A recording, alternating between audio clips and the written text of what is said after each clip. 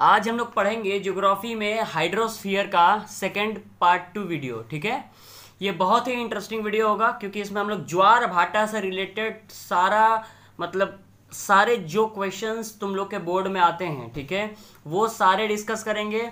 ठीक है, और एकदम डीप लेवल में हम लोग समझेंगे कि इसमें दिया क्या है। ज्वार भाटा से संबंधित जितने भी प्रश्न आते हैं सारा हम लोग इसमें देखेंगे। तो देखो, सबसे पहले मैंने सेट ऑफ क्वेश्चंस तैयार किया है, ठीक है, जो इस चैप्टर से आ सकता है। इसमें जो मैं बताऊंगा यही सिर्फ करना है, क्योंकि ये पूरा कर लोगे तो ऑलरेडी किताब तुम्हारा कवर हो जाएगा। ठीक है, और बहुत ही सिंपल लैंग्वेज में कुछ कुछ परिभाषा मैंने लिख ही दिया है जो किताबों में शायद टफ मिले। ठीक है, तो मैंने लिख दिया है और इस वीडियो से ही तुम्हारा जो है पूरा एग्जाम का जितने भी क्वेश्चंस इस टॉपिक पे आते हैं क्लियर हो जाएगा। और सब क्वेश्चन जितना यहाँ पे लिखे हैं उस सब को अच्छे से नोट कर लेना, और यहाँ समझा रहा हूँ समझ लेना। ठीक है, क्योंकि ये सारे क्वेश्चन किसी न किसी ईयर में पूछे गए हैं और इसी के अंदर ही कुछ ना कुछ आता है, इसके बाहर कुछ भी नहीं आता। ठीक है, तो सबसे पहले देखो हम लोग क्या पढ़ेंगे।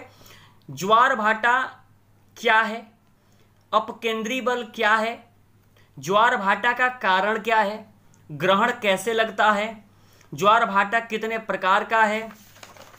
ठीक है, फिर उसके बाद ज्वार भाटा के समय में अंतर कितने का होता है, फिर यूती बीयूती अर्थात सीजीगी क्या है, पेरीजी क्या है, अपोजी क्या है। ठीक है, ये सब हम लोग अच्छे से समझेंगे।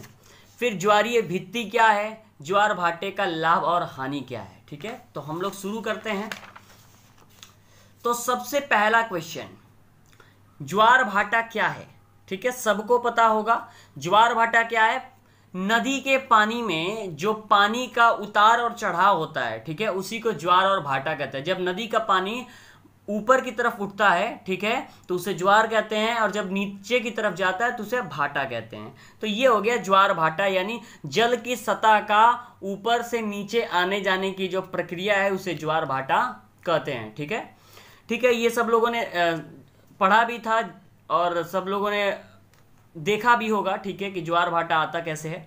ठीक है, अब ज्वार भाटा तो समझ में आया क्या है। अपकेंद्री बल क्या होता है ये मैंने यहां पे इसलिए बताया क्योंकि ये अगर समझोगे तभी ज्वार भाटा का कारण अच्छे से समझ में आएगा। अपकेंद्री बल क्या है, देखो, कोई भी ऑब्जेक्ट होता है तो वो क्या करता है ना, उसके अंदर एक शक्ति काम करती है जो अपने आप को जो है केंद्र से दूर लेके जाती है। ठीक है, अब केंद्र से क्या करती है, दूर ले जाती है, इसे अपकेंद्री बल कहते हैं। ठीक है ना, ये शक्ति क्या करती है, ये जितने भी ऑब्जेक्ट्स होते हैं, ठीक है, जितने भी ऑब्जेक्ट्स होते हैं वो सारे ऑब्जेक्ट्स क्या करते हैं, उनके अंदर एक विशेष प्रकार का बल होता है जो वस्तु में केंद्र से भागने की प्रवृत्ति को जन्म देता है। यानी केंद्र से दूर, यानी जो भी मान लो यहाँ लिक्विड है, यहाँ पानी है अगर, तो ये केंद्र से दूर भागने का प्रयास करेगा, केंद्र से दूर भागने का प्रयास करेगा। ऐसे बल को अपकेंद्री बल कहते हैं। ठीक है, देखो, अगर अपकेंद्री बल का डेफिनेशन लिखना होगा तो हम क्या लिखेंगे, अपकेंद्री बल वह बल होता है जिसके कारण किसी गतिशील वस्तु में केंद्र से भागने की प्रवृत्ति होती है। यानी कोई भी गतिशील वस्तु है वो केंद्र से, ये जो अगर मान लो ये अर्थ है, इसके ऊपर ये वाटर है, तो ये केंद्र से भागने की इसके अंदर प्रवृत्ति होगी, यही जो है बल अपकेंद्री बल होता है। तो सिंपल एक बार और बोलता हूं, अपकेंद्री बल वह बल होता है जिसके कारण किसी गतिशील वस्तु में केंद्र से भागने की प्रवृत्ति होती है। ठीक है, तो ये जो है अपकेंद्री बल का डेफिनेशन है, तुम लोग कॉपी में लिख लेना। अब ज्वार भाटा का कारण क्या है। ज्वार भाटा का मुख्य कारण है चंद्रमा, सूर्य का गुरुत्वाकर्षण शक्ति। ठीक है, अगर एक वर्ड में आता है, एक मार्क्स का आता है, तो सिंपल लिखोगे चंद्रमा का आकर्षण और सूर्य की आकर्षण शक्ति के कारण ही ज्वार भाटा जो है उत्पन्न होता है। तो ऐसा होता क्या है, देखो, क्योंकि पृथ्वी के पास भी क्या है, गुरुत्वाकर्षण शक्ति है। तो सिंपल एक चीज और याद रखना, जब अपकेंद्री बल और गुरुत्वाकर्षण शक्ति में अंतर आ जाता है, ठीक है, अंतर यानी एक ज्यादा और एक कम हो जाता है, यानी अपकेंद्री बल ज्यादा हो जाए या गुरुत्वाकर्षण बल ज्यादा हो जाए, तो कम बेसी यानी अंतर आ जाता अपकेंद्री बल और गुरुत्वाकर्षण बल में, तो वहां पर जो है ज्वार भाटा आता है। ठीक है, तो ये किसकी वजह से आता है, चंद्रमा और सूर्य की गुरुत्वाकर्षण शक्ति के कारण आता है ज्वार भाटा। ठीक है, अब देखते हैं ग्रहण कैसे लगता है। ठीक है, ग्रहण कैसे लगता है, देखो, बड़ा ही इंटरेस्टिंग टॉपिक है ग्रहण। देखो ग्रहण जो है दो प्रकार का होता है, सूर्य ग्रहण और चंद्र ग्रहण। ठीक है, सूर्य ग्रहण को सोलर इक्लिप्स बोलते हैं इंग्लिश में, सोलर इक्लिप्स, और इसको बोलते हैं lunar Eclipse. Lunar Eclipse English नाम है ये। ठीक है, होता क्या है ये देखो, जब ऐसी स्थिति बन जाती है, ये देखो सन है, ठीक है, सन तो मूव नहीं करता है, सन एक ही जगह पे निश्चित बिंदु पे स्थित होता है, और हमारे पास यहाँ पे ये जो पृथ्वी है ये चक्कर काटती है सूरज का। ठीक है, सूरज का ये जो है चक्कर काटती है पश्चिम से पूर्व की तरफ, और जो मून होता है, मून किसका चक्कर काटता है? अर्थ का, पश्चिम से पूर्व की तरफ। तो अब होता क्या है, स्थिति ऐसी जब बन जाती है तो सूर्य ग्रहण होता है, मतलब सूरज और पृथ्वी के बीच में चंद्रमा आ जाता है।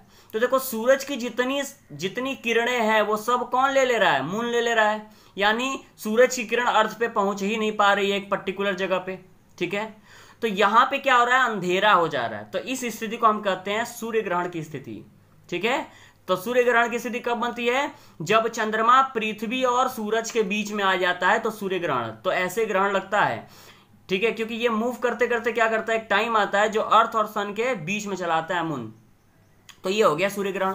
और चंद्र ग्रहण में क्या होता है, सन तो वहीं पर रहेगा, ठीक है ना, अर्थ मूव करते करते क्या होती है, इधर चली जाती है, यानी अर्थ मेरा यहां हो जाता है और मून मेरा यहां हो जाता है। क्योंकि ये देखो ये मूव करेगा, ऐसे मूव करेगा ना, तो ये मूव करके इधर चला आता है और ये मूव करके इधर चला आता है। ठीक है, तो इस स्थिति को बोलते हैं चंद्र ग्रहण। तो जब पृथ्वी चंद्रमा और सूर्य के बीच में आ जाती है तो इस स्थिति को हम चंद्र ग्रहण कहते हैं। ठीक है, क्योंकि यहां पर जो है चंद्रमा पर जो है पृथ्वी की छाया पड़ जाती है। ठीक है, जिसको चंद्र ग्रहण का नाम देते हैं। ठीक है, तो ये हो गया ग्रहण कैसे लगता है। अब आते हैं ज्वार भाटा के प्रकार। तो ज्वार भाटा में देखो क्या क्या है, प्रत्यक्ष ज्वार या मुख्य ज्वार, अप्रत्यक्ष ज्वार या गौण ज्वार, लघु ज्वार या फिर दीर्घ ज्वार, या फिर दीर्घ ज्वार। तो इसको सही से हम लोग समझते हैं। ठीक है, चारों डेफिनेशन को, ये चारों ही डेफिनेशन एग्जाम में पूछ देता है कभी ना कभी, एक दो। ठीक है, तो प्रत्यक्ष ज्वार किसे कहते हैं, या मुख्य ज्वार, जिसको इंग्लिश में डायरेक्ट टाइड या प्राइमरी टाइड कहते हैं। तो किसे कहते हैं, देखो ध्यान से देखो, बहुत आसान है। प्रत्यक्ष ज्वार किसे कहते हैं, जब केंद्र पसारी शक्ति की अपेक्षा गुरुत्वाकर्षण शक्ति अधिक हो जाती है। केंद्र पसारी यानी अपकेंद्रीय बल, अपकेंद्रीय बल अभी जो पढ़ा है ना, उसी को केंद्र पसारी शक्ति भी कहते हैं। तो केंद्र पसारी शक्ति की अपेक्षा गुरुत्वाकर्षण शक्ति जब अधिक हो जाए, यानी देखो मैंने बोला ना कि ज्वार भाटा कब क्रिएट होता है, जब अपकेंद्रीय बल और गुरुत्वाकर्षण शक्ति में अंतर आ जाए, यानी एक ज्यादा और एक कम हो जाए, तभी ज्वार भाटा आता है। मैंने शुरू में बोला, तो वही देखो यहां हो रहा है। प्रत्यक्ष ज्वार या मुख्य ज्वार में क्या होता है, केंद्र पसारी शक्ति गुरुत्वाकर्षण शक्ति से अधिक हो जाती है। ठीक है, तो जल चंद्रमा की ओर आकर्षित हो जाता है, यानी जल जो है पृथ्वी का वो चंद्रमा की तरफ आकर्षित हो जाता है और वहां पर जो है ज्वार उत्पन्न हो जाता है। ये हो गया प्रत्यक्ष ज्वार। अप्रत्यक्ष ज्वार जिसको गौण ज्वार भी कहते हैं, दोनों नाम याद रखोगे। इसमें क्या होता है, उल्टा होता है। ठीक है, इसमें गुरुत्वाकर्षण की शक्ति केंद्र पसारी शक्ति से ज्यादा हो जाती है, और इसमें क्या होता है, जल चंद्रमा से दूर जाता है, यानी इसमें भाटा हो जाता है और इसमें जो है ज्वार हो जाता है। समझ में आया, प्रत्यक्ष अप्रत्यक्ष, इसमें केंद्र पसारी शक्ति ज्यादा है, इसमें गुरुत्वाकर्षण शक्ति ज्यादा है। तो ये हो गया प्रत्यक्ष और अप्रत्यक्ष। अब आते हैं लघु ज्वार में। ये सारा उतार लोगे कॉपी में, ठीक है, और समझ लो एकदम आसानी से, क्योंकि समझ जाओगे तो याद करना बहुत ही आसान हो जाएगा। अब यहां पे देखो लघु ज्वार का डेफिनेशन, जिसको इंग्लिश में निप टाइड कहते हैं, बहुत इंपॉर्टेंट है अभी। तो लघु ज्वार आता कब है, सूर्य तथा चंद्रमा पृथ्वी के साथ जब परस्पर समकोण 90 डिग्री का कोण बनाता है। ठीक है, यानी देखो सूरज यहां है, चंद्रमा पृथ्वी यहां है, चंद्रमा यहां है। तो अगर मैं इसे ऐसे ड्रॉ करूं तो ऐसा सीन क्रिएट हो गया ना, यहाँ पे अपना सन है, यहाँ पे अपना अर्थ है, यहाँ पे अपना मून है। ठीक है, तो ये जो एंगल बना ये कितने डिग्री का बना, 90 डिग्री का कोण बना।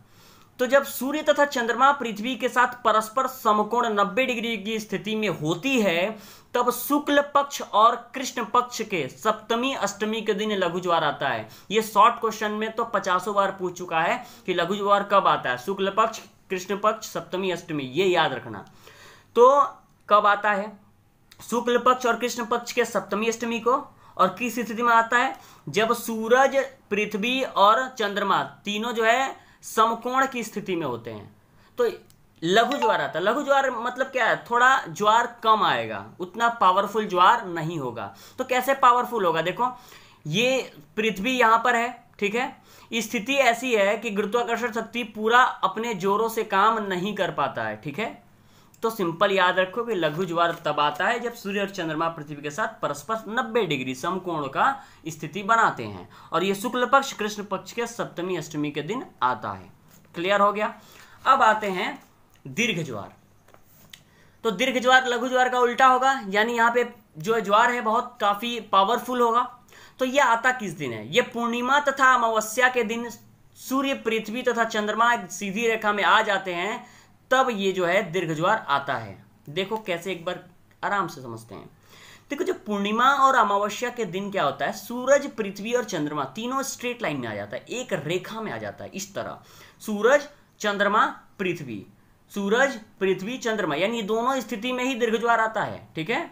ये दोनों स्थिति में ही दीर्घ ज्वार आता है। तो देखो कब कब दीर्घ ज्वार आता है? पूर्णिमा के दिन आता है और अमावस्या के दिन आता है, ठीक है। ये दोनों दिन दीर्घ ज्वार आता है। क्यों? क्योंकि इस दिन सूरज, पृथ्वी और चंद्रमा तीनों एक रेखा में आ जाते हैं, और जब तीनों एक रेखा में आते हैं तो देखो क्या होता है, पृथ्वी के ऊपर जो इन दोनों का बल लगता है वो सबसे अधिक लगता है, ठीक है। तो यहां पे क्या होता है? दीर्घ ज्वार उत्पन्न होता है। तो देखो ये दोनों केसेस में क्या है, देखो यहां अर्थ है, अमून बीच में, तो ये अमावस्या हो गया ना। अभी ग्रहण लगने वाला अभी हम समझाए ना, ग्रहण लगता है कैसे। तो ग्रहण में क्या बोले थे कि सूरज और पृथ्वी के बीच में चंद्रमा आता है तो ग्रहण लगता है। तो ग्रहण कब लगता है? अमावस्या के दिन लगता है। ग्रहण कब लगता है? अमावस्या के दिन। ये भी याद रखना, ग्रहण, सूर्य ग्रहण कब लगता है? अमावस्या के दिन। तो ये जो है अमावस्या का कंडीशन बनता है। अमावस्या की रात काली रात होती है, क्योंकि देखो सारा जो है सूरज का किरण मून पे पड़ जाता है, ठीक है। और ये जो है पूर्णिमा कहलाता है, पूर्णिमा, ठीक है। ये पूर्णिमा कहलाता है, मून, ठीक है। जब मून और सन के बीच में अर्थ होता है तो ये पूर्णिमा कहलाता है। तो अमावस्या और पूर्णिमा दोनों दिन क्या होता है? दीर्घ ज्वार आता है। और कब आता है? जब तीनों एक सीधी रेखा में आ जाते हैं, ठीक है। समझ में आया? अब देखो, अब आते हैं ज्वार भाटा के समय में अंतर। देखो इसमें बड़ा कंफ्यूजन होता है, क्योंकि इसमें क्वेश्चन ही ऐसा ऐसा पूछ देता है और किताबों में क्लियर ढंग से लिखा ही नहीं रहता है, ठीक है। देखो इसमें 3 क्वेश्चन हमें याद करना है, ठीक है। 2 ज्वार भाटा के बीच में समय का अंतर 24 घंटा 52 मिनट का होता है, याद रखना है। 2 ज्वार भाटा के बीच में समय का अंतर 24 घंटा 52 मिनट। लेकिन ज्वार के ठीक 12 घंटे 26 मिनट के बाद दूसरा ज्वार आता है। इसमें और इसमें फर्क है। यहां 2 ज्वार भाटा एक साथ बता रहा है, 2 ज्वार भाटा एक साथ जब आता है, ठीक है, ज्वार भाटा के बाद फिर ज्वार भाटा कब आता है? तो 24 घंटा 52 मिनट। लेकिन एक ज्वार आया तो फिर ज्वार आने के बाद कितनी देर बाद दूसरा ज्वार आएगा? तो 12 घंटा 26 मिनट बाद दूसरा ज्वार आएगा, ठीक है। अब फिर तीसरे से पूरा क्लियर हो जाएगा इस जो समय का अंतर है। ज्वार आने के 6 घंटे 13 मिनट बाद भाटा आता है, याद रखना। इसी से सारा ऊपर वाला भी याद कर सकते हो। देखो ज्वार जो है 6 घंटे 13 मिनट बाद, अभी मान लो कि सपोज ये नदी है, नदी में जो है अपना ज्वार आया है, ठीक है। तो जो ज्वार आया है तो भाटा कब आएगा? 6 घंटे 13 मिनट बाद। यानी फिर 6 घंटे 13 मिनट बाद फिर ज्वार आएगा, है ना। पहले ज्वार आया, फिर 6 घंटे 13 मिनट बाद भाटा आया, ठीक है। यानी फिर जब ज्वार आएगा, ठीक है, तो फिर 6 घंटा 13 मिनट लेगा। यानी ऐसे करके देखो 12 घंटे 26 मिनट बन गया। और ऐसी प्रोसेस 2 बार जाएगा तो 24 घंटा 52 मिनट बन जाएगा। तो याद रखना, ज्वार अगर आया है तो भाटा 6 घंटे 13 मिनट बाद आएगा, और अगर भाटा आया है तो ज्वार फिर जो आएगा वो 6 घंटे 13 मिनट में आएगा। तो ये वाला जो चीज़ है ना, इसको ध्यान से, बड़ा कन्फ्यूजन होता है। तो ज्वार के 6 घंटे 13 मिनट बाद भाटा, ज्वार के ठीक 12 घंटे 26 मिनट बाद दूसरा ज्वार, और 2 ज्वार के बीच में समय का अंतर 24 घंटा 52 मिनट, ठीक है। अब जो है ज्वार भाटा में जो समय का अंतर है, ये इसका कारण पूछ देता है कि भाई क्या कारण है कि 24 घंटा 52 मिनट लग जाता है, ठीक है। तो देखो ज्वार भाटा में समय का जो अंतर है 24 घंटा 52 मिनट का, ये 24 घंटा 52 मिनट क्यों होता है? ये कभी कभी 3 मार्क्स के जो है क्वेश्चन में ये पूछ देता है एग्जाम में। तो इसका एकदम प्रॉपर आंसर मैं इस वीडियो के ऊपर लगा दूंगा, उसको अच्छे से नोट कर लोगे, लेकिन समझ लो पहले कि होता क्यों है। देखो, अर्थ जो है सन का परिक्रमा करता है और मून जो है अर्थ का परिक्रमा करता है। अगर मून अगर एक जगह पे खड़ा रहता ना और अर्थ भी एक जगह पे खड़ा रहता तो ज्वार भाटा का अंतर सिर्फ 24 घंटा ही होता, ठीक है। लेकिन ये 52 मिनट अधिक हो जाता है। फंडा यहीं पर है, ऐसा क्यों हो जाता है? तो देखो, मून जो पृथ्वी का एक चक्कर काटता है ना, वो चक्कर काटने में उसे 28 दिन लग जाते हैं। ये भी शॉर्ट क्वेश्चन में पूछता है, इसको लिख लेना तुम लोग कि चंद्रमा पृथ्वी का परिक्रमा कितने दिनों में कर लेती है, तो 28 दिन में कर लेती है। तो प्रॉब्लम क्या होता है कि ये तो चल ही रहा है, ये भी चल रहा है, तो जब दोनों चल रहा है तो होता क्या है कि जब पृथ्वी पूरी एक परिक्रमा कर लेती है तो मून जो है उसमें 28 दिन का समय ले लेता है। तो दोनों में जो है अगर डिवाइड करके देखेंगे तो 24/28 का डिफरेंस चला आता है घंटे का। 24/28 घंटे का जो है डिफरेंस चला आता है, जिसको अगर हम सॉल्व करेंगे तो 52 मिनट आएगा, ठीक है। कैसे? 24/28 घंटा का मतलब है कि अगर 60 से गुणा करेंगे तो मिनट आ जाएगा, है ना। अब यहां से हम कैंसिल कर देंगे, 4 6 जा 4 7 जा, और यहां पे कर दो, इसको छोड़ दो, 360/7, इसको डिवाइड करो, कितना आएगा? 7 5 जा 35, फिर यहां आएगा 2 1, ठीक है। तो 7 1 जा, यानी 51 पॉइंट समथिंग आएगा, जिसको हम 52 मिनट पकड़ के चलते हैं, ठीक है। तो ऐसा क्यों होता है? क्योंकि सिंपल एक वर्ड में रीजन ये है कि चंद्रमा जो है पृथ्वी का परिक्रमा लगाने में 28 दिन लगाती है, जिससे 24/28 घंटे का अंतर पड़ जाता है, और इसको घंटा को अगर मिनट में बदलेंगे तो लगभग 52 मिनट आएगा। इसीलिए जो है 24 घंटा 52 मिनट का डिफरेंस आता है। इसको सजाया हुआ आंसर जो है एक किसी किताब का जो अच्छा लगेगा वो उसमें वहां पे मैं इजी लैंग्वेज वाला डाल देंगे, ठीक है।